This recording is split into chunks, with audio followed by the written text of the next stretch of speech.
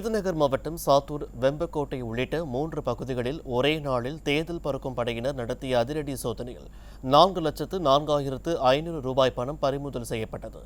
7,000 பண்ணை வல்லம்பட்டி சாலையில் தேர்தல் பறக்கும் படையினர் நடத்திய வாகன சோதனையில் இருசக்கர வாகனத்தில் உரிய ஆவணம் இன்றி எடுத்து வரப்பட்ட 1,04,500 ரூபாய் பணம் பறிமுதல் செய்யப்பட்டது.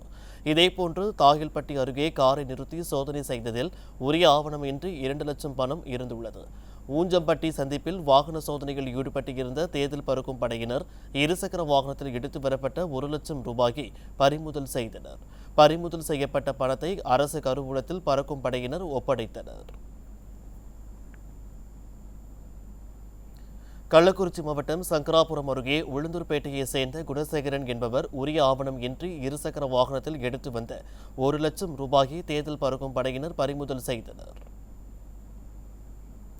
சிவகங்கை மாவட்டம் திருப்பத்தூர் அருகே உரிய ஆவணங்கள் இன்றி கொண்டு வந்த 1,32,600 ரூபாய் பறிமுதல் செய்யப்பட்டுள்ளது.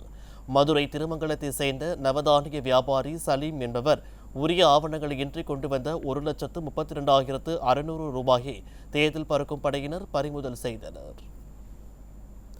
திருப்பூர் மாவட்டம் தாராபுரம் அருகே தேர்தல் பறக்கும் படையினர் நடத்திய சோதனையில் சொகுசு காரில் உரிய ஆவணங்கள் இன்றி எடுத்து வந்த 92,500 ரூபாய் ரொக்கப்பணம் பறிமுதல் செய்தனர்.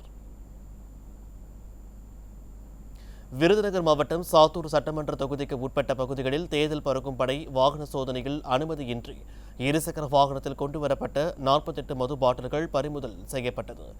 இது தொடர்பாக இலங்கை அகதிகள் முகமை சேர்ந்த பத்மநாபன் மீது வழக்கு பதிவு செய்து போலீசார் விசாரணை மேற்கொண்டு வருகின்றனர். சென்னை ராயபுரத்தில் நாடாளுமன்ற தேர்தலை முன்னிட்டு துணை ராணுவத்தினர் கொடி அணிவகுப்பில் ஈடுபட்டனர்.